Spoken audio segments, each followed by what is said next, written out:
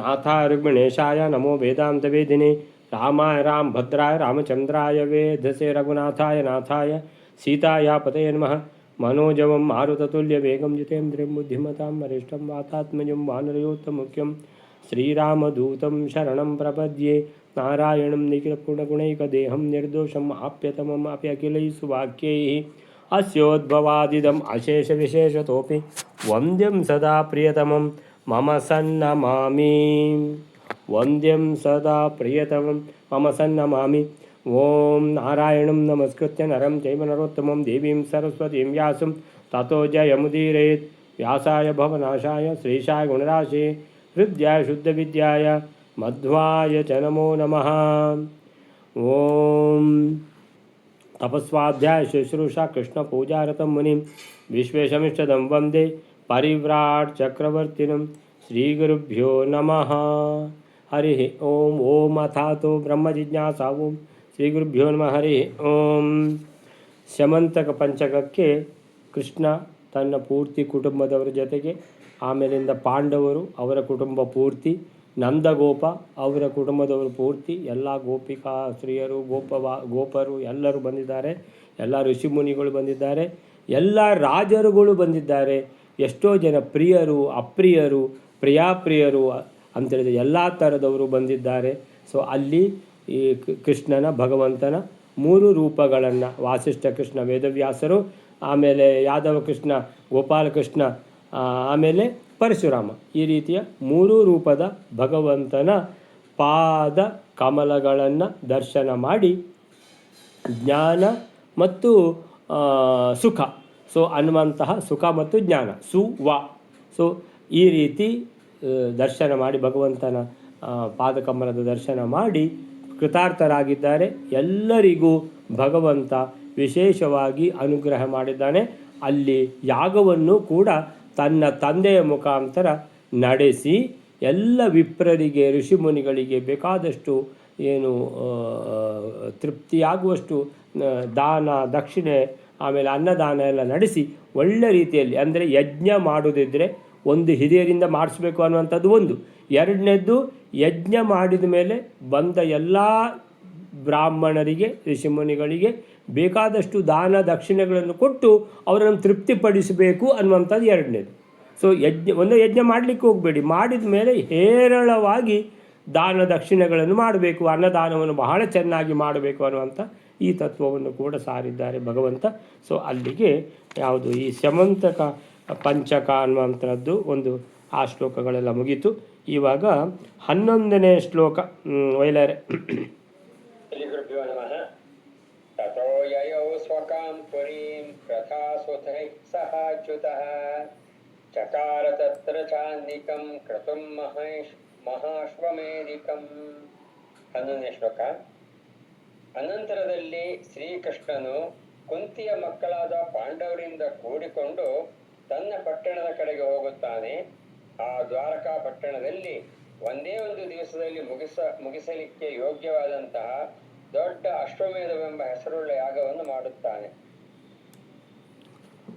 ತಥೋ ಯಯೌ ಸ್ವಕಾಂ ಪುರೀಂ ಪೃಥಾಸುತೈ ಸಹ ಚ್ಯುತಃ ಚಕಾರ ತತ್ರ ಚಾನ್ನಿಕಂ ಕ್ರತುಂ ಮಹಾಶ್ವಮೇಧಕಂ.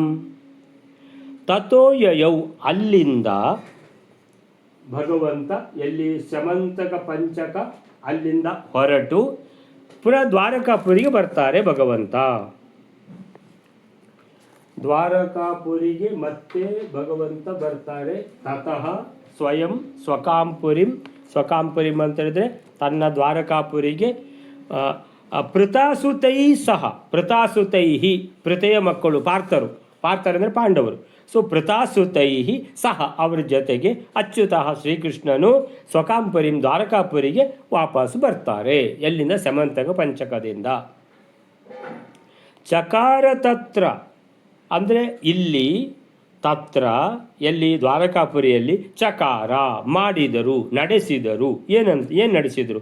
ಚ ಆನ್ನಿಕಂ ಕ್ರತುಂ ಮಹಾಶ್ವಮೇಧಕಂ, ಮಹಾ ಅಶ್ವಮೇಧ ಯಜ್ಞವನ್ನು ಮಾಡಿದರು. ಮಹಾ ಅಶ್ವಮೇಧಕಂ. ಮಹಾ ಅಶ್ವಮೇಧ ಯಜ್ಞ ಯಾಗವನ್ನು ಮಾಡಿದರು. ಎಲ್ಲಿ? ದ್ವಾರಕಾಪುರಿಯಲ್ಲಿ.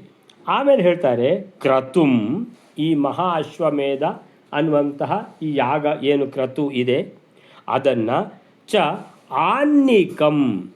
ಆನ್ನಿಕಂ ಅಂತ ಹೇಳಿದರೆ ಅರ್ಥ ಏನಂತ ಹೇಳಿದರೆ ಒಂದು ದಿವಸದಲ್ಲಿ ಮಾಡಿ ಮುಗಿಸುವ ಯಜ್ಞಕ್ಕೆ ಆನ್ನಿಕಂ ಅಂತ ಹೆಸರು. ಅಂತೇಳಿದರೆ ಇದು ಅಶ್ವಮೇಧ ಯಜ್ಞ ಅಂತೇಳಿದರೆ ನೀವೆಲ್ಲ ಕೇಳಿರ್ಬೋದು. ಆ ಯಜ್ಞದ ಏನು ಅದು ಅಂದರೆ ಪೂರ್ತಿ ನನಗೂ ಸಹ ಗೊತ್ತಿಲ್ಲ. ಆ ಕುದುರೆಯನ್ನು ಕಳಿಸ್ತಾರೆ. ಅದು ಯಾವಾಗ ಯಜ್ಞದ ಯಾವ ಸಂದರ್ಭದಲ್ಲಿ ಕಳಿಸ್ತಾರೆ ಗೊತ್ತಿಲ್ಲ. ಪೂರ್ಣಾಹುತಿ ಆಗುವ ಮೊದಲೇ ಕುದುರೆಯನ್ನು ಬಿಡ್ತಾರಾ ಅಂತೇಳಿದರೆ, ಪೂರ್ಣಾಹುತಿ ಕೊಡಬೇಕಿದ್ದರೆ ಆ ಕುದುರೆ ಎಲ್ಲ ಕಡೆ ಹೋಗಿಬಿಟ್ಟು ಎಲ್ಲ ರಾಜರುಗಳಿಂದ ಕಪ್ಪವನ್ನು ತಗೊಂಡು ಅವರೆಲ್ಲ ಸೋತಿದ್ದೇವೆ ಅಂತ ಹೇಳಬೇಕು. ಸೋತು ಎಲ್ಲ ಯಾರಾದರೂ ವಿರೋಧ ಇದ್ದರೆ ಅವರು ಕುದುರೆ ಕಟ್ಟಿ ಹಾಕ್ತಾರೆ. ಕುದುರೆ ಕಟ್ಟಿ ಹಾಕಿದರೆ ಕುದುರೆ ಜೊತೆಗೆ ಕಳಿಸಿರ್ತಾರೆ ಯಾರು ಯಜ್ಞ ಮಾಡುವವರು. ಅಲ್ಲಿ ಯುದ್ಧ ಎಲ್ಲ ಆಗ್ತದೆ. ಯುದ್ಧದಲ್ಲಿ ಅವರನ್ನು ಸೋಲಿಸಿ, ಇದೆಲ್ಲ ನೀವು ಲವಕುಶರ ಕಥೆಯಲ್ಲಿ ನಿಮಗೆಲ್ಲ ಬಂದಿದೆ, ಅಶ್ವಮೇಧ ಯಾವ ಥರ ಮಾಡಿದ್ದಾರೆ ಅಂತೇಳಿ. ಹೀಗೆ ಆ ಕುದುರೆ ವಾಪಸ್ ಬರಬೇಕು. ಆ ಕುದುರೆ ವಾಪಸ್ ಬಂದ ಮೇಲೆ ಪೂರ್ಣಾಹುತಿ ಆಗೋದ ಏನೋ ಆ ಥರ ಇದ್ದರೂ ಇರ್ಬೋದು. ಅಂದರೆ ಇನ್ಯಾರಾದರೂ ಚೆನ್ನಾಗಿ ಓದಿದ್ದಿದ್ರೆ ಅದನ್ನು ಮತ್ತೆ ಹೇಳ್ಬೋದು. ಸೊ ಹೀಗೆ ಇದು ಒಂದು ದಿವಸದಲ್ಲಿ ಆಗ್ತದ.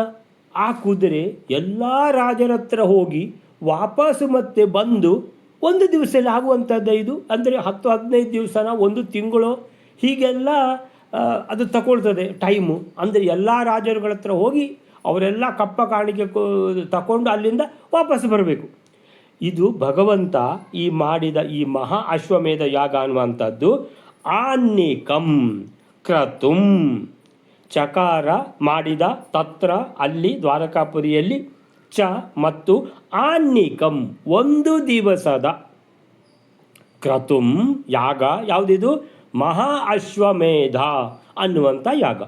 ಅಂದರೆ ಎಲ್ರಿಗೂ ಇದು ಆಶ್ಚರ್ಯ, ಒಂದು ದಿನದ ಅಶ್ವಮೇಧ ಯಾಗ ಹೇಗೆ ಮಾಡಿದ ಅಂತ ಹೇಳ್ತಾರೆ. ಕೃಷ್ಣ ಆ ಬಳಿಕ ಪ್ರತಾಸುತೈ ಸಹ, ಕೃಷ್ಣ ಅಂತೇಳುವ ವರ್ಡ್ ಯಾವುದು? ಅಚ್ಯುತಃ ಕೃಷ್ಣ ಆ ಬಳಿಕ ಪ್ರತಾಸುತೈ ಸಹ ಅಂದರೆ ಪಾಂಡವರೊಂದಿಗೆ ಕೂಡಿಕೊಂಡು ದ್ವಾರಕಾಪುರಿಗೆ ತೆರಳಿದ. ಸ್ವಕಾಂಪುರಿಂ ಯಯೌ ಹೋದ. ಸೊ ಅವರೆಲ್ಲರ ಜೊತೆಗೆ ಹೋದ. ಹಾಗೆ ಅಲ್ಲಿ ಒಂದು ದಿನದ ಮಹಾ ಅಶ್ವಮೇಧ ಎಂಬ ಯಜ್ಞವನ್ನು ಮಾಡಿದ. ಅಶ್ವಮೇಧ ಯಾಗವನ್ನು ಅನೇಕ ರಾಜರು ಮಾಡಿದ ಉಲ್ಲೇಖ ಇತಿಹಾಸ ಪುರಾಣಗಳಲ್ಲಿ ಉಂಟು. ಆದರೆ ಒಂದೇ ದಿನದಲ್ಲಿ ಪೂರೈಸುವಂತಹ ಇಂತಹ ಮಹಾಶ್ವಮೇಧ ಯಾಗವನ್ನು ಮಾಡಿದ ದಾಖಲೆ ಭಗವಂತನಾದ ಶ್ರೀಕೃಷ್ಣನದ್ದು ಮಾತ್ರ ಅಂತ ಹೇಳ್ತಾರೆ. ಭಾಗವತದಲ್ಲಿ 10ನೇ ಸ್ಕಂದದಲ್ಲಿ ಇದು ಬಂದಿದೆ ಅಂತ ಹೇಳ್ತಾ ಇದ್ದಾರೆ. ಸೊ ಆ ರೀತಿಯಲ್ಲಿ ಒಂದು ದಿವಸದ ಅಶ್ವಮೇಧ ಯಾಗ ಭಗವಂತ ಹೇಗೆ ಮಾಡಿದ ಅಂತ ಎಲ್ರಿಗೂ ಸಂದೇಹ ಇರುವ ಕಾರಣ ಆಚಾರ್ಯರು ಅದನ್ನು ಹೇಳ್ತಾರೆ. ನೆಕ್ಸ್ಟ್ ಶ್ಲೋಕವೈಲರೆ. ಅಯಂ ಸ ಭೀಮ ಫಲ್ಗುಣ ಹರೇರಥಂ ಸಮಾಸ್ಥಿತಾಃ ವ್ಯಚಾರಯನ್ ಹರೆ ಸುತಾ ದಿನಸ್ಯ ಪಾದಮಾತ್ಕೃತಃ. 12ನೇ ಶ್ಲೋಕ 21ನೇ ಅಧ್ಯಾಯದಲ್ಲಿ ಆ ಅಶ್ವಮೇಧದ ಕುದುರೆಯನ್ನು ಭೀಮಾರ್ಜುನರಿಂದ ಕೂಡಿದ ಕೃಷ್ಣನ ಮಕ್ಕಳು ಕೃಷ್ಣನ ರಥದಲ್ಲಿ ಕುಳಿತವರಾಗಿ ಆ ಕುದುರೆಯನ್ನು ಹಿಂಬಾಲಿಸಿಕೊಂಡು ದಿವಸದ ಪಾದ ಮಾತ್ರದಿಂದಲೇ, ಅಂದರೆ 1 ಯಾಮ 7 ಗಳಿಗೆಯಿಂದಲೇ ಸಂಚರಿಸಿದರಂತೆ. ಹಯಂ ಸ ಭೀಮ ಫಲ್ಗುಣ ಹರೇ ರಥಂ ಸಮಾಸ್ಥಿತಾಃ ವ್ಯಚಾರಯನ್ ಹರೇ ಸುತಾ ದಿನಸ್ಯ ಪಾದಮಾತ್ರತಃ. ಹಯಂ ಕುದುರೆ, ಅಶ್ವಮೇಧ ಯಾಗ ಅಂತ ಹೇಳಿದ್ರೆ ಕುದುರೆ ಬೇಕೇ ಬೇಕು. ಹಯಂ ಸ ಭೀಮ ಫಲ್ಗುಣ ಅಂದರೆ ಈಗ ಕೃಷ್ಣ ಯಾಗ ಮಾಡಿದರೆ ಯಾಗಕ್ಕೆ ಕೃಷ್ಣ ಮತ್ತು ರುಕ್ಮಿಣಿ ಸತ್ಯಭಾಮ ಅವರು ಕೂತಿರ್ತಾರೆ ಅಂತ ಎಣಿಸ್ಕೋಬೇಕು. ಹಾಗಾದರೆ ರಥದ ಒಟ್ಟಿಗೆ ಯಾರು ಹೋಗಿದ್ದಾರೆ? ಯಾರು? ಇವನ ಪ್ರದ್ಯುಮ್ನ, ಆಮೇಲೆ ಸಾಂಬ ಇವರೆಲ್ಲ ಹೋಗಿದ್ದಾರೋ, ಬಲರಾಮ ಹೋಗಿದ್ದಾನೋ, ಅಥವಾ ಯಾರು ಹೋಗಿದ್ದಾರೆ ಅಂತ ಕೇಳಿದರೆ ಭೀಮ ಫಲ್ಗುಣ. ಭೀಮ ಮತ್ತು ಅರ್ಜುನ ಅವರನ್ನು ಕಳಿಸಿದ್ದು ಕುದುರೆಯಲ್ಲಿ. ಸೊ ಹಯಂ ಸ ಭೀಮ ಫಲ್ಗುಣ, ಭೀಮ ಮತ್ತು ಅರ್ಜುನ. ಸೊ ಭೀಮಾರ್ಜುನರು ಹೋಗಿದ್ದಾರೆ ಕುದುರೆ ಹಿಡ್ಕೊಂಡು. ಸೊ ಕುದುರೆ ಜೊತೆಗೆ ಹರೇ ರಥಂ, ಭಗವಂತನ ಕುದುರೆಗಳು, ಭಗವಂತನ ರಥ. ಹರೇ ರಥಂ, ಭಗವಂತನ ರಥ.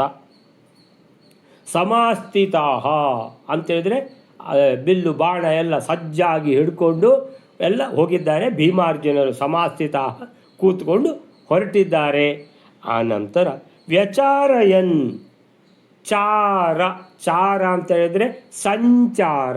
ಸೊ ವ್ಯಚಾರಯನ್ ಅಂತ ಹೇಳಿದರೆ ಈ ಕುದುರೆ ಎಲ್ಲ ರಾಜರುಗಳ ಹತ್ರನೂ ಹೋಗಬೇಕು, ಎಲ್ಲ ರಾಜರುಗಳ ರಾಜಧಾನಿಯ ಒಳಗೆ ಹೊಕ್ಕಬೇಕು, ಹೊಕ್ಕಿ ಕೊಡಿ ಕಪ್ಪ ಅಂತ ಕೇಳಬೇಕು. ಸೊ ವ್ಯಚಾರಯನ್ ಸುತ್ತುತ್ತಾ ಈ ಕುದುರೆ.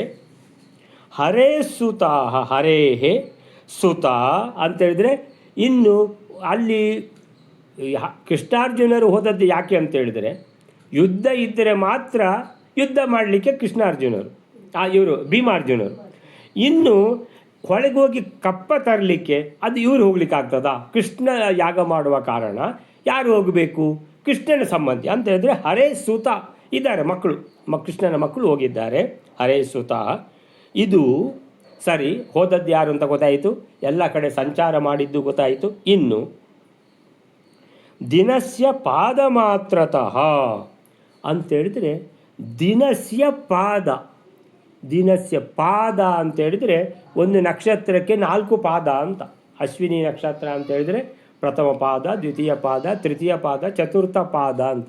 ಹಾಗೆ ಬ್ರಹ್ಮಸೂತ್ರದಲ್ಲಿ 4 ಅಧ್ಯಾಯ, ಒಂದೊಂದು ಅಧ್ಯಾಯದಲ್ಲಿ 4 ಪಾದ, ಪ್ರಥಮ ಪಾದ, ದ್ವಿತೀಯ ಪಾದ, ತೃತೀಯ ಪಾದ, ಚತುರ್ಥ ಪಾದ. ಸೊ ಮನುಷ್ಯರಿಗೆ 2 ಪಾದ, ಆಮೇಲೆ ಪ್ರಾಣಿಗಳಿಗೆ ದನ, ಇದೆಲ್ಲ ಬೆಕ್ಕು, ಇದಕ್ಕೆಲ್ಲ ಚತುಷ್ಪಾದ, 4 ಪಾದ. ಸೊ ಅವರಿಗೆಲ್ಲ 4 ಪಾದ. ಸೊ ವನ್ಯಚರ ಪ್ರಾಣಿಗಳು, ಆಮೇಲೆ ನಾವು ಯಾವುದು ಪಾಲಿಸುವಂಥ ಪ್ರಾಣಿಗಳು, ಅವರಿಗೆಲ್ಲ 4 ಪಾದ. ಈಗ ಪಾದ ಅಂದರೆ ಕಾಲಂಶ ಅಂತ.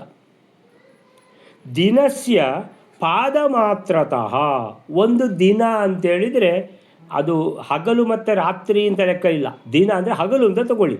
ದಿನಸ್ಯ ಪಾದ ಮಾತ್ರತಃ ಅಂತೇಳಿದರೆ ಬೆಳಿಗ್ಗೆಯಿಂದ ಸಂಜೆ ಒಳಗೆ ಯಜ್ಞ ಮುಗಿಬೇಕು. ರಾತ್ರಿಯೆಲ್ಲ ಯಜ್ಞ, ಅದು ಮುಂದುವರಿಯುವಂಥ ಯಜ್ಞ ರಾತ್ರಿಯೆಲ್ಲ ಉರಿತಾ ಇರ್ತದೆ. ಮತ್ತು ಮರುದಿವಸ ಬೆಳಿಗ್ಗೆ ಪುನಃ ಅದರಲ್ಲಿ ಆಹುತಿ ಕೊಡಲಿಕ್ಕೆ ಶುರು ಮಾಡ್ತಾರೆ, ಕ್ಲೋಸೇ ಮಾಡೋದಿಲ್ಲ. ಇದು ಹಾಗೆ ಅಲ್ಲ, ಇದು ಒಂದು ದಿವಸದ ಯಜ್ಞ. ಬೆಳಿಗ್ಗೆ ಶುರುವಾದರೆ ರಾತ್ರಿ ಒಳಗೆ ಮುಗಿಬೇಕಿದು ಅಂತೇಳುವಾಗ ದಿನಸ್ಯ ಪಾದ ಮಾತ್ರತಃ. ಹಾಗಾದರೆ ದಿನ ಅಂತೇಳಿದರೆ ಹಗಲು 12 ಗಂಟೆ. 12 ಗಂಟೆಯಲ್ಲಿ ಪಾದ ಅಂತೇಳಿದರೆ ಕಾಲು ಅಂತೇಳಿದರೆ ಎಷ್ಟು ಗಂಟೆ ಆಯಿತು? 3 ಗಂಟೆ. ಸೊ 3 ಗಂಟೆಯಲ್ಲಿ ಇಲ್ಲಿ ಬಿಟ್ಟ ಕುದುರೆ ಎಲ್ಲ ರಾಜರುಗಳ ಹತ್ರ ಹೋಗಿ ಕಪ್ಪ ವಸೂಲಿ ಮಾಡಿ ವಾಪಸ್ಸು ಅಲ್ಲಿಗೆ ಬರಬೇಕು. ಅಂದರೆ ಇದು ಆಗುವಂಥದ್ದು. ಎಷ್ಟು ರಾಜರುಗಳಿದ್ದಾರೆ ಅಷ್ಟು ರಾಜರುಗಳ ಹತ್ರ ಈ ಕುದುರೆ ಹೇಗೆ ಹೋಗ್ತದೆ? ಹೆಲಿಕಾಪ್ಟರ್ನಲ್ಲಿ ಹೋದರೂ ವಾಪಸ್ ಬರಲಿಕ್ಕೆ ಸಾಧ್ಯ ಇಲ್ಲ. ಸೊ ಈಗ ಆಧುನಿಕ ಕಾಲದಲ್ಲಿ ಹೆಲಿಕಾಪ್ಟರ್ ಉಂಟು ಅಂತ ಇಟ್ಕೊಳ್ಳಿ, ಆದರೂ ಆಗುವಂಥದ್ದಲ್ಲ ಇದು. ಸೊ ಆದರೆ ಹಾಗಾದರೆ ಇದು ಕೃಷ್ಣಂದು ಕುದುರೆ, ಇದು ಏನಿದು ಅಂದರೆ ಎಂಥ ಕುದುರೆ ಇರ್ಬೋದು ನೀವು ಆಲೋಚನೆ ಮಾಡಿ. ಹಾಗಾದರೆ ಅದಕ್ಕೆ ಹೆಸರು ಕೃಷ್ಣನಿಗೆ ಭಗವಂತ ಅಂತ. ಸೊ ಭಗವಂತನಿಗೆ ಯಾವುದು ಸಾಧ್ಯವಾಗದೇ ಇರುವನ್ನು ಸಾಧ್ಯ ಮಾಡಿ ತೋರಿಸುವಂಥವನು ಭಗವಂತ. ಸೊ ಹೀಗೆ ಶ್ರೀಹರಿಯ ರಥದಲ್ಲಿ ಕುಳಿತು ಭೀಮಾರ್ಜುನರ ಸಮೇತರಾಗಿ ಭೀಮ ಫಲ್ಗುಣ, ಕುಳಿತವರು ಯಾರು? ಭಗವಂತನ ಮಕ್ಕಳು. ಸೊ ಹೀಗೆ ಕೃಷ್ಣ ಪುತ್ರರು ಈ ಯಾವುದು ಅಲ್ಲಿ ಓಡ್ತಾ ಇರುವಂಥ ಕುದುರೆ ಈ ರಥದಲ್ಲಿ ದಿನದ ಕಾಲು ಭಾಗ, ಒಂದು ಯಾಮ 3 ಗಂಟೆ, 3 ಗಂಟೆ ಒಳಗೆ ವಿಶ್ವದಲ್ಲೆಲ್ಲ ಇಡೀ ಪ್ರಪಂಚದಲ್ಲಿ ಎಷ್ಟು ಜನ ರಾಜರಿದ್ದಾರೆ ಅವರ ಹತ್ರ ಎಲ್ಲ ಸಂಚಾರ ಮಾಡಿಸಿದರು. ಅಂದರೆ ಸಂಚಾರ ಮಾಡಿಸಲಿಕ್ಕೆ ಸುಲಭ ಇದೆ, ಸಂಚಾರ ಮಾಡೋದು ಯಾವುದು? ಕುದುರೆ ತಾನೇ. ಆ ಕುದುರೆ ಹಾಗಾದರೆ ಇದು ಎಂಥ ಕುದುರೆ? ಅಶ್ವಮೇಧ ಯಾಗದ ನಿಯಮದಂತೆ ಆ ಕುದುರೆಯನ್ನು 1 ವರ್ಷ ಅವಧಿಯಲ್ಲಿ ಪ್ರಪಂಚದಲ್ಲೆಲ್ಲ ಸುತ್ತಿಸಿ ತರಬೇಕು. ಬಾಕಿದ್ದವರೆಲ್ಲ ಅಶ್ವಮೇಧ ಯಾಗ ಮಾಡಿದರೆ 1 ವರ್ಷದ ಟೈಮ್ ಉಂಟು.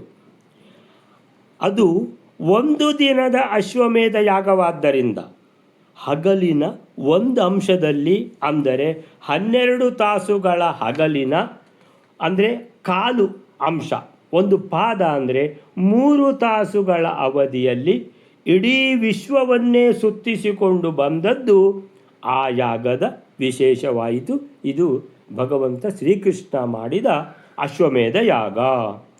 ಅಂತಹ ವೇಗದ ಸಂಚಾರಕ್ಕೆ ಶ್ರೀಕೃಷ್ಣನ ರಥ ಮತ್ತು ಈ ಕುದುರೆ ಏನಾಯಿತು, ನೆರವಾಯಿತು ಅನ್ನುವಂಥದ್ದು. ಅಲ್ಲಿಗೆ 12ನೇ ಶ್ಲೋಕ ಆಯಿತು. ನೆಕ್ಸ್ಟ್ ಶ್ಲೋಕ ಬಯಲಾರೆ. ಜಿತಾ ಸಮಸ್ತ ಭೂಭ್ರತೋ ಜರಾಸುತಾದಯ ಕ್ಷಣ ಪ್ರಕೋದರಾದಿಭಿಃ ಸುತೈಃ ದಿವ್ಯ ಆಯಯೌ. 13ನೇ ಶ್ಲೋಕ. ಭೀಮಸೇನನೇ ಮೂಲ ಬಲವುಳ್ಳವನಾಗಿ ಶ್ರೀಕೃಷ್ಣನ ಪುತ್ರರಿಂದ ಜರಾಸಂಧನೇ ಮೊದಲಾಗಿಯುಳ್ಳ ಎಲ್ಲ ರಾಜರುಗಳು ಕೂಡ ಒಂದು ಕ್ಷಣದೊಳಗೆ ಪರಾಜಿತರಾದರಂತೆ. ಅಲೌಕಿಕವಾದ ಕುದುರೆಯು ಕೂಡ ಲೋಕ ವಿಲಕ್ಷಣವಾದುದರಿಂದ ಒಂದು ಯಾಮದೊಳಗೆ ವಾಪಸ್ ಬಂದಿದಂತೆ. ಜಿತಾ ಸಮಸ್ತ ಭೂಭೃತೋ ಜರಾಸುತಾದಯ ಕ್ಷಣಾತ್ ವೃಕೋದರಾಭಿಸ್ತು ತೈಃ ಹಯಶ್ಚ ದಿವ್ಯ ಆಯಯೌ. ಜಿತಾ ಸಮಸ್ತ ಭೂಭೃತೋ, ಜಿತಾಹ ಸೋಲಿಸಿ ಅವರಿಂದ ಗೆಲ್ಲಲ್ಪಟ್ಟದ್ದು ಕುದುರೆ. ಸಮಸ್ತ ಭೂಭೃತ, ಭೂಭೃತ ಅಂದರೆ ಭೂಮಿಯನ್ನು ಧರಿಸಿದವರು, ಅಂದರೆ ಭೂಮಿಯನ್ನು ಪಾಲಿಸುವ ರಾಜರುಗಳು. ಸಮಸ್ತ ಎಲ್ಲ ರಾಜರುಗಳನ್ನು ಸೋಲಿಸಿ ಕಪ್ಪ ಕಾಣಿಕೆ ತಕೊಂಡು ಜರಾಸುತಾದಯ ಕ್ಷಣಾತ್, ಅಂದರೆ ಇದರಲ್ಲಿ ಜರಾಸಂಧ ಕೂಡ ಇದ್ದಾನೆ. ಒಂದೊಂದು ಸಲ ಕೃಷ್ಣನನ್ನು ಏರಿ ಬರುವಾಗ 20 ಅಕ್ಷೋಹಿಣಿ, 21 ಅಕ್ಷೋಹಿಣಿ, 25 ಅಕ್ಷೋಹಿಣಿ ಸೈನ್ಯ ಹಿಡ್ಕೊಂಡು ಬರ್ತಿದ್ದ ಜರಾಸುತ, ಈ ಜರಾಸಂಧ. ಇವನು ಈ ಅಶ್ವಮೇಧ ಯಾಗದ ಕುದುರೆಯನ್ನು ಕಟ್ಟಿ ಯಾಕೆ ಹಾಕಲಿಲ್ಲ ಇವ? ಸೊ ಜರಾಸುತಾದಯ, ಜರಾಸುತನಿಗೂ ಏನಾಗಿ ಬಿಡ್ತಪ್ಪ, ಕಪ್ಪ ಕೊಟ್ಟು ಕಳಿಸಿಬಿಟ್ಟಿದ್ದಾನೆ. ಜರಾಸುತ ಆದಯ, ಜರಾಸುತನ ಹಾಗೆ ಅವನ ಗ್ಯಾಂಗಲ್ಲಿ ಇನ್ನು ಎಷ್ಟು ಜನ ಇದ್ದಾರೆ, ಸೊ ಅವರೆಲ್ಲ ಕಪ್ಪ ಕೊಟ್ಟು ಕಳಿಸಿಬಿಟ್ಟಿದ್ದಾರೆ. ಕ್ಷಣಾತ್, ಇಲ್ಲಿ ಪುರ್ಸೋತಿದೆಯಾ? ಇಲ್ಲ. ಕ್ಷಣಾತ್ ಅಂತ ಹೇಳಿದ್ರೆ ಈ ಕುದುರೆಯನ್ನು ತಗೊಂಡೋಗಿ ಒಂದು ಕ್ಷಣದಲ್ಲಿ ಕಪ್ಪ ಕೊಟ್ಟು ಆಗಬೇಕು, ಮುಂದೆ ಹೋಗಿ ಆಗಬೇಕು. ಸೊ ಹೀಗೆ ಜರಾಸುದಾದಯ ಕ್ಷಣಾತ್ ವೃಕೋದರಾಭಿಹಿ ತು ಅಂತೇಳಿದ್ರೆ ಯಾವುದು, ಅಲ್ಲಿ ಕುದುರೆ ಹೋಗಿ ನಿಂತು ಕೂಡಲೇ ಕುದುರೆ ಯಾವುದು, ಕುದುರೆ ಅಲ್ಲಿ ಅವರು ತೋರಿಸುವಾಗ ಕುದುರೆ ಬಂದಿದೆ, ಅಶ್ವಮೇಧದ ಕುದುರೆ, ಈ ಭೀಮಾರ್ಜುನರು ಕಾಣಿಸ್ತಾರೆ. ಭೀಮಾರ್ಜುನರು ಇದ್ದಾರೆ. ಸೊ ಎಲ್ಲ ಕಪ್ಪ ಕೊಟ್ಟು ಮುಗಿಸಿಬಿಟ್ಟಿದ್ದಾರೆ ಎಲ್ಲ. ವೃಕೋದರಾಭಿಹಿ ತು ತೈಹಿ ಹಯಶ್ಚ ದಿವ್ಯ ಆಯಯೌ ಅಂತೇಳಿದ್ರೆ ಈ ಒಳಗೆ ಹೋಗಿ ಕಪ್ಪ ತಗೊಂಡು ಬರೋದು ಯಾರು? ಕೃಷ್ಣನ ಮಕ್ಕಳು. ತೈಹಿ ಅವರಿಂದ ಏನಾಯಿತು, ಕಪ್ಪ ವಸೂಲಿ ಮಾಡಿಕೊಂಡು ಜರಾಸಂಧ ಅವನ ಎಲ್ಲ ಇಡೀ ಅವನ ಸಮುದಾಯದಲ್ಲಿರುವಂಥ ಎಲ್ಲ ಕೃಷ್ಣ ವಿರೋಧಿ ರಾಜರುಗಳು ಎಲ್ಲರೂ ಕಪ್ಪ ಕೊಟ್ಟುಬಿಟ್ಟಿದ್ದಾರೆ. ಏನಾಯಿತು ಗೊತ್ತಿಲ್ಲ. ತೈಹಿ ಕೃಷ್ಣ ಸುತೈಹಿ, ಕೃಷ್ಣನ ಮಕ್ಕಳಿಂದ ಕಪ್ಪ ವಸೂಲಿ ಆಗೋಗಿದೆ. ಹಯಶ್ಚ ದಿವ್ಯ ಆಯಯೌ, ದಿವ್ಯ ಹಯ ಅಂತೇಳಿದರೆ ದೇವಲೋಕದ ಕುದುರೆ. ಇದು ದೇವಲೋಕದ ಕುದುರೆ ಅಂತ ಯಾಕೆ ಹೇಳ್ತಾರೆ? ಇದು ದಿವ್ಯವಾದ ಕುದುರೆ ಅಂತ ಅಂದರೆ 3 ಗಂಟೆಗಳ ಕಾಲದಲ್ಲಿ ಆ ರಥವನ್ನು ಓಡಿಸಿಕೊಂಡು ಹೋಗ್ತಾ ಅಷ್ಟೂ ಜನ ರಾಜರ ಹತ್ರ ಹೋಗಿಬಿಟ್ಟು ಕಪ್ಪ ಕಾಣಿಕೆಯನ್ನು ವಸೂಲಿ ಮಾಡಿಕೊಂಡು ವಾಪಸ್ಸು ದ್ವಾರಕಾಪುರಿಗೆ 3 ಗಂಟೆ ಒಳಗೆ ಬಂದುಬಿಟ್ಟಿದೆ. ಹಯಶ್ಚ, ಈ ಹಯ ಇದು ಕುದುರೆ. ದಿವ್ಯ ಆಯಯೌ, ದಿವ್ಯವಾದ ಕುದುರೆ ಇದು. ಆಯಯೌ ವಾಪಸ್ಸು ಬಂತು. ಯಯೌ ಅಂದರೆ ಹೋದದ್ದು, ಆಯಯೌ ಅಂದರೆ ವಾಪಸ್ಸು ಬಂತು. ಸೊ ಈ 13ನೇ ಶ್ಲೋಕಕ್ಕೆ ಏನು ಹೇಳ್ತಾರೆ ಪ್ರಭಂಜನಾಚಾರ್ಯರು ಅಂತ ಹೇಳಿದ್ರೆ, ಭೀಮಸೇನ, ಅರ್ಜುನ ಮತ್ತು ಕೃಷ್ಣನ ಮಕ್ಕಳು ಈ ಕುದುರೆಯನ್ನು ತಗೊಂಡು ಹೋಗ್ತಾ ಇರುವಂಥ ರಥದಲ್ಲಿ ಕೂತ್ಕೊಂಡು ಹೋಗಿರುವಂಥದ್ದು. ಸೊ ಈ ಭೀಮಸೇನ, ಅರ್ಜುನ ಇವರನ್ನೆಲ್ಲ ನೋಡಿ ಜರಾಸಂಧ ಮೊದಲಾದ ಸಮಸ್ತ ರಾಜರುಗಳು, ಜರಾಸುತ ಆದಯ ಮೊದಲಾದ ಎಲ್ಲ ರಾಜರುಗಳನ್ನು ಸೋಲಿಸಿ, ಜಿತಾಹ ಕ್ಷಣದಲ್ಲೇ ಅಂತೇಳಿದರೆ ಯಾರಾದರೂ ಕುಯ್ ಅಂತ ಹೇಳಿದರೆ ಅಲ್ಲೇ ಒಂದು ಬಾಣ ಬಿಟ್ಟರೆ ಮೇಲೆ ಬಿಟ್ಟರೂ ಸಾಕಾಗ್ತದೆ. ಅರ್ಜುನ ಎಲ್ಲ ಆಕಾಶಕ್ಕೆ ಬಾಣ ಬಿಟ್ಟರು 1,000 ಬಾಣ ಇರ್ತದೆ, 1,000 ಬಾಣದೊಟ್ಟಿಗೆ. ಅದನ್ನು ನೋಡಿ ಅವರು ಕಪ್ಪ ತಗೊಂಡು ಬಂದುಬಿಡ್ತಾರೆ. ಸೊ ಹೀಗೆ ಜರಾಸುತಾದಯ ಕ್ಷಣದಲ್ಲೇ ಕಪ್ಪ ವಸೂಲಿಯಾಗಿದೆ ಪ್ರತಿ ರಾಜರುಗಳ ಹತ್ತಿರ. ಸೊ ಎಲ್ಲ ರಾಜರುಗಳ ಹತ್ರ ಹೋಗಬೇಕಲ್ವಾ, ಹೋಗಿದೆ. ಇದು ದಿವ್ಯವಾದ ಕುದುರೆ. ಸೊ ಎಲ್ಲ ರಾಜರುಗಳನ್ನು ಗೆದ್ದು ಜಿತಾಹ, ಈ ಕುದುರೆ ಗೆಲ್ಲಲ್ಪಟ್ಟಿದೆ ಎಲ್ಲ ರಾಜರುಗಳನ್ನು. ಸೊ ಹೀಗೆ ಎಲ್ಲ ರಾಜರುಗಳು ಪರಾಜಿತರಾದರು, ಎಲ್ಲ ರಾಜರುಗಳು ಕಪ್ಪವನ್ನು ಕೊಟ್ಟರು ಕ್ಷಣದಲ್ಲೇ. ಸೊ ದಿವ್ಯವಾದ ಕುದುರೆ 3 ಗಂಟೆ ಒಳಗೆ ಹಿಂತಿರುಗಿ ಬಂತು. ಸೊ ಸಂಚಾರದ ಸಮಸ್ಯೆ ಕೃಷ್ಣ ರಥದಿಂದಾಗಿ ಸುಗಮವಾದರೆ, ಅಂದರೆ ಸಂಚಾರದ ಸಮಸ್ಯೆ ಅಂದರೆ ಇದಕ್ಕೆ ಟ್ರಾಫಿಕ್ ಇಲ್ವಾ, ಇದು ಹೋಗುವಾಗ ಇದಕ್ಕೆ ಅಡ್ಡ ಯಾರು ಬರಲಿಲ್ವಾ ಅಂದರೆ ಇದು ಕೃಷ್ಣನ ರಥ, ಇದಕ್ಕೆ ಯಾರು ಅಡ್ಡ ಬರುವುದಿಲ್ಲ ಅಂತ. ಸೊ ಜರಾಸಂಧಾದಿ ಮಹಾದೈತ್ಯರನ್ನು ಪರಾಭವಗೊಳಿಸುವ ಕಾರ್ಯ ಭೀಮಾರ್ಜುನರು ಮಾಡಿದ್ದಾರೆ ಅಂತ ತಿಳ್ಕೊಳ್ಬಹುದು. ಹೀಗೆ ಅಷ್ಟು ಅಲ್ಪ ಅವಧಿಯಲ್ಲಿ 1 ವರ್ಷ ಮಾಡುವ ಯಾಗವನ್ನು 1 ದಿವಸ ಬೆಳಿಗ್ಗೆ ಸೂರ್ಯೋದಯದಿಂದ ಸೂರ್ಯಾಸ್ತದ ಒಳಗೆ ಮಾಡಿ ಮುಗಿಸೋದು ಅಂತ ಹೇಳಿದರೆ, ಅಲ್ಪ ಅವಧಿಯಲ್ಲಿ 3 ಗಂಟೆ ಒಳಗೆ ವಿಶ್ವ ಪರ್ಯಟನೆಯೊಂದಿಗೆ ಎಲ್ಲ ರಾಜರುಗಳನ್ನು ಸೋಲಿಸಿ ವಿಶ್ವ ದಿಗ್ವಿಜಯವನ್ನು ಮಾಡಿ ಕಪ್ಪ ಕಾಣಿಕೆಯನ್ನು ತಕ್ಕೊಂಡು ವಾಪಸ್ ಹಿಂತಿರುಗಿದೆ ಕುದುರೆ ಅಂತ ಹೇಳಿದರೆ ಇದು ಅತಿ ಅದ್ಭುತಗಳಲ್ಲಿ ಒಂದು. ಆಧುನಿಕ ವಿಜ್ಞಾನ ತಾಂತ್ರಿಕವಾಗಿ ಇದು ಕೇವಲ 1 ಗಂಟೆಯಲ್ಲೇ ಇಡೀ ಭೂಪ್ರದಕ್ಷಿಣೆ ಮಾಡುವ ಉಪಗ್ರಹಗಳನ್ನು ನಿರ್ಮಿಸಿದ್ದಾರೆ ನೋಡಿ, ಎಲ್ಲ ಸ್ಯಾಟಲೈಟ್ಗಳು. ಸೊ ಎಲ್ಲ ಆ ರೀತಿ ಬಹಳ ವೇಗದಲ್ಲಿ ಹೋಗ್ತದೆ ಅಂತ. ಈ ರೀತಿ ಸ್ಯಾಟಲೈಟ್ಗಳಿರುವಂಥ ಈ ಪ್ರಪಂಚದಲ್ಲಿ ಆ ಕುದುರೆ ಸ್ಯಾಟಲೈಟಿನ ಹಾಗೆ 3 ಗಂಟೆ ಒಳಗೆ ಇಡೀ ಪ್ರಪಂಚವನ್ನು ಪರ್ಯಟನ ಮಾಡಿ ವಾಪಸ್ಸು ಬಂದಿದೆ ಅನ್ನುವಂಥ ವಿಶೇಷವಾದ ಇದು ಸುದ್ದಿ. ನಂತರ ಇನ್ನೊಂದು ಶ್ಲೋಕ ಮಾಡಿಬಿಡುವನ ವೈನರೇ. ಅಯಶ್ಚ ಕೃಷ್ಣ ನಿರ್ಮಿತೋ ದಿನೇನ ಲಕ್ಷ ಯೋಜನಂ ಕ್ಷಮೋ ಹಿ ಗಂತು ಮಂಜಸ ದಿನಾಶ್ವಮೇಧ ಸಿದ್ಧಯೇ. 14ನೇ ಶ್ಲೋಕ.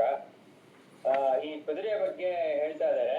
ಯಾವ ರೀತಿ ಆ ಕುದುರೆ ಇತ್ತು ಅಂದ್ರೆ, ಭಗವಂತನ ನಿರ್ಮಾಣ ಮಾಡಿದ ಕುದುರೆ 1 ದಿನದಲ್ಲಿ ಮುಗಿಸಲ್ಪಡಬೇಕಾದ ಅಶ್ವಮೇಧದ ಸಿದ್ಧಿಗಾಗಿ ಕೃಷ್ಣನಿಂದ ನಿರ್ಮಿತವಾದ ಆ ಅಶ್ವಮೇಧದ ಕುದುರೆಯು ಕೂಡ 1 ದಿನದಿಂದ 1,00,000 ಯೋಜನ ಪರ್ಯಂತವಾಗಿ ಚೆನ್ನಾಗಿ ಸಂಚರಿಸಲು ಸಮರ್ಥವಾಗಿತ್ತಂತೆ. ಹಯಸ್ಸ ಕೃಷ್ಣ ನಿರ್ಮಿತ ದಿನೇನ 1,00,000 ಯೋಜನಂ ಕ್ಷಮೋ ಹಿ ಗಂತುಂ ಅಂಜಸ ದಿನಾಶ್ವಮೇಧ ಸಿದ್ಧಯೇ. ಹಯಸ್ಸ ಕೃಷ್ಣ ನಿರ್ಮಿತ, ಇದು ಕೃಷ್ಣನಿಂದ ನಿರ್ಮಿತವಾದ ಕುದುರೆ. ಅಂದರೆ ಇದು ಕೃಷ್ಣನ ಕುದುರೆ ಮಾತ್ರ ಅಲ್ಲ, ಕೃಷ್ಣನೇ ನಿರ್ಮಾಣ ಮಾಡಿದ ಕುದುರೆ. ಅಂದರೆ ಭಗವಂತನಿಗೆ ನಿರ್ಮಾಣ ಮಾಡಲಿಕ್ಕೆ ಆಗ್ತದೆ ಅಂತ ಹೇಳಿದರೆ, ಭಗವಂತ ಇಡೀ ಪ್ರಪಂಚವನ್ನೇ ನಿರ್ಮಾಣ ಮಾಡಿದ ಭಗವಂತನಿಗೆ ಕುದುರೆ ನಿರ್ಮಾಣ ಮಾಡಲಿಕ್ಕೆ ಆಗೋದಿಲ್ವ? ಸೊ ಹೀಗೆ ಕೃಷ್ಣನಿಂದ ನಿರ್ಮಿತವಾದ ಕುದುರೆ 1 ದಿನಕ್ಕೆ ದಿನೇನ 1,00,000 ಯೋಜನಂ. 1 ಯೋಜನ ಅಂದರೆ 3 ಕಿಲೋಮೀಟರ್ ಅಂತ ಇಟ್ಕೊಳ್ಳಿ ಕನಿಷ್ಠ. 1,00,000 ಯೋಜನ ಅಂದರೆ 3,00,000 ಕಿಲೋಮೀಟರ್ ಇದು ಸಂಚಾರ ಮಾಡಿ ಬರುವಂಥ ಸಾಮರ್ಥ್ಯ ಇರುವ ಕುದುರೆ. ಅಂದರೆ ಆಲೋಚನೆ ಮಾಡಿ, 3,00,000 ಕಿಲೋಮೀಟರ್. ಕ್ಷಮೋ ಹಿ ಗಂತುಂ ಅಂಜಸ, ಅಂದರೆ ಅಷ್ಟು ಸಾಮರ್ಥ್ಯ ಇರುವಂಥದ್ದು. ಗಂತುಂ ಓಡಲಿಕ್ಕೆ, ಹೋಗಲಿಕ್ಕೆ, ಅಂಜಸ ಚೆನ್ನಾಗಿ ಅಂತ ಹೇಳಿದರೆ ಇದಕ್ಕೆ ಏನು ಆಯಾಸ ಆಗೋದಂತೆಲ್ಲ ಇಲ್ಲ. ಆದ್ದರಿಂದ ದಿನಾಶ್ವಮೇಧ, ಈ 1 ದಿನದಲ್ಲಿ ಮಾಡುವಂಥ ಅಶ್ವಮೇಧ ಸಿದ್ಧಿಗಾಗಿ, ಅಂದರೆ ಇದಕ್ಕೋಸ್ಕರನೇ ಭಗವಂತ ಶ್ರೀಕೃಷ್ಣನು ಒಂದು ವಿಶೇಷವಾದ ಸಾಮರ್ಥ್ಯಗಳನ್ನು ಹೊಂದಿರುವಂತಹ ಒಂದು ಕುದುರೆಯನ್ನು ನಿರ್ಮಾಣ ಮಾಡಿ ಭೀಮಾರ್ಜುನರನ್ನು ತನ್ನ ರಥದೊಂದಿಗೆ ಮಕ್ಕಳನ್ನು ಸಹ ಕಳಿಸಿದ್ದಾನೆ. ಹೋಗಿ ಎಲ್ಲರ ಹತ್ರ ರಾಜರುಗಳನ್ನು ಸೋಲಿಸಿ ಕಪ್ಪ ಕಾಣಿಕೆಯನ್ನು ತಗೊಂಡು 3 ಗಂಟೆ ಒಳಗೆ ಬರಬೇಕು ಅಂತ. ಸೊ ಇದು 3,00,000 ಕಿಲೋಮೀಟರ್ ಹೋಗುವಂಥ ಸಾಮರ್ಥ್ಯ ಇರುವಂಥ ಕುದುರೆಗೆ ಏನೂ ಕಷ್ಟ ಆಗಲಿಲ್ಲ, ಅನಾಯಾಸವಾಗಿ ಹೋಗಿ ವಾಪಸ್ ಬಂದುಬಿಟ್ಟಿದೆ. ಎಲ್ಲರನ್ನು ಸೋಲಿಸಿ ಭೀಮಾರ್ಜುನರು ಏನು ಅಲ್ಲಿ ಹೋಗಿ ನಿಂತರೆ ಸಾಕಾಗ್ತದೆ, ಅವರನ್ನು ನೋಡಿಯೇ ಕಪ್ಪ ತಗೊಂಡು ಬಂದುಬಿಡ್ತಾರೆ, ಕಪ್ಪ ತಗೊಂಡು ಬಂದಿದ್ದಾರೆ ಎಲ್ಲರೂ ಅಂತ. ಹೀಗೆ ಈ ಶ್ಲೋಕಕ್ಕೆ ಏನು ಹೇಳ್ತಾರೆ ಅಂತ ನೋಡುವ. ಶ್ರೀಕೃಷ್ಣನಿಂದ ನಿರ್ಮಿತವಾದ ಆ ಕುದುರೆ ಒಂದು ದಿನದ ಅಶ್ವಮೇಧದ ಸಿದ್ಧಿಗಾಗಿ, ದಿನ ಅಶ್ವಮೇಧ ಅಂದರೆ ಒಂದು ದಿನದಲ್ಲಿ ಮಾಡುವ ಅಶ್ವಮೇಧ ಸಿದ್ಧಯೇ, ಅದು ಸಿದ್ಧಿ ಆಗಬೇಕಿದ್ದರೆ, ಅದು ಸಾಧ್ಯ ಆಗಬೇಕಿದ್ದರೆ ಭಗವಂತ ನಿರ್ಮಿತ ಮಾಡಿದ ಕುದುರೆಯಿಂದ ಮಾತ್ರ ಸಾಧ್ಯ ಆಯಿತು. ಸೊ ಭಗವಂತ ಆ ಕುದುರೆಯನ್ನು ನಿರ್ಮಾಣ ಮಾಡಿ ಕಳಿಸಿದ್ದಾರೆ ಅಂತೇಳಿದರೆ ಆ ಕುದುರೆಯ ಸಾಮರ್ಥ್ಯ ಎಷ್ಟು ಅಂತೇಳಿದರೆ ಒಂದು ದಿನದಲ್ಲಿ 1,00,000 ಯೋಜನ ಅಂದರೆ 3-4 ಕಿಲೋಮೀಟರ್ ಅಂತ. ಸೊ ಹೀಗೆ 3,00,000-4,00,000 ಕಿಲೋಮೀಟರ್ ಹೋಗುವಂಥ ಸಾಮರ್ಥ್ಯ ಇರುವಂಥ ಕುದುರೆ ಅಷ್ಟು ಸಂಚರಿಸಲು ಗಂತುಂ, ಅದು ಗಂತುಂ ಅಂತೇಳಿದರೆ ಹೋಗಲಿಕ್ಕೆ, ಓಡಲಿಕ್ಕೆ. ಅಂಜಸ, ಗಂತುಂ ಅಂಜಸ ಅಂದರೆ ಚೆನ್ನಾಗಿ ಅಂತ ಹೇಳಿದರೆ ನಮಗಾದರೆ ಒಂದು ಸ್ವಲ್ಪ ದೂರ ಹೋಗಿ ಬಂದ ಕೂಡಲೇ ನಮಗೇನಾದರೂ ಸುಸ್ತಾಗ್ತದೆ. ಸೊ ಈ ಕುದುರೆಗೆ 3,00,000 ಕಿಲೋಮೀಟರ್ ಹೋದರೂ ಇದಕ್ಕೆ ಏನಾದರೂ ಸುಸ್ತಾಗುವಂಥದ್ದಿಲ್ಲ. ಆದ್ದರಿಂದ ಈ ರೀತಿ ಒಂದು ದಿವಸದ ಅಶ್ವಮೇಧ ಯಾಗ ಮಾಡಲಿಕ್ಕೆ ಸಾಧ್ಯವಾಯಿತು ಅಂತ ಹೇಳ್ತಾರೆ. ಜಗತ್ತಿನ ಯಾವ ಕುದುರೆ ಕೂಡ ಒಂದು ದಿನದ ವಿಶ್ವ ಪರ್ಯಟನ ಮಾಡುವ ಸಾಮರ್ಥ್ಯ ಹೊಂದಿಲ್ಲ. ಆದರೆ ಅದು ಕೃಷ್ಣನಿಂದ ನಿರ್ಮಿತವಾದ ವಿಶೇಷ ಕುದುರೆಯಾದ್ದರಿಂದ ಒಂದು ಹಗಲಿನಲ್ಲಿ 1,00,000 ಯೋಜನ ಅಷ್ಟು ದೂರವನ್ನು ಅನಾಯಾಸವಾಗಿ ಸಂಚರಿಸಬಲ್ಲ ಸಾಮರ್ಥ್ಯವನ್ನು ಹೊಂದಿತ್ತು ಎಂದರ್ಥ. ಇದರಿಂದ ಕೃಷ್ಣನ ಇನ್ನೊಂದು ಲೀಲೆ, ಅವನ ಭಗವಂತನ ಸಾಮರ್ಥ್ಯ ಅಘಟಿತ ಘಟಕ, ಯಾರಿಂದಲೂ ಆಗದ್ದನ್ನು ಭಗವಂತ ಮಾಡಿ ತೋರಿಸ್ತಾರೆ ಅಂತ ಹೇಳೋದಕ್ಕೆ ಇನ್ನೊಂದು ನಿದರ್ಶನ ಆಯಿತು, ಇದು ಇನ್ನೊಂದು ಮಹಿಮೆ ಆಯಿತು ಅಂತ ಅಷ್ಟು ಹೇಳಿಬಿಟ್ಟು ಇವತ್ತಿನ ಯಾವುದಿದನ್ನು ನಿಲ್ಲಿಸ್ಕೊಳ್ಳೋಣ. ಈ ಅಶ್ವಮೇಧ ಯಾಗ ಪ್ರಸ್ತಾಪ ಯಾಕೆ ಬಂತು, ಈ ಯಾಗದ ಮಧ್ಯೆ ಯಾರು ಬಂದರು, ಏನು ನಡೀತದೆ ಅನ್ನುವಂಥ ವಿಶೇಷವಾದ ಅಂಶ ಮುಂದೆ ಬರಲಿಕ್ಕಿದೆ. ಸೊ ಅದನ್ನು ನಾಳೆಗೆ ಇಟ್ಕೊಳ್ಳೋಣ. ಶ್ರೀಕೃಷ್ಣ ಅರ್ಪಣಮಸ್ತು.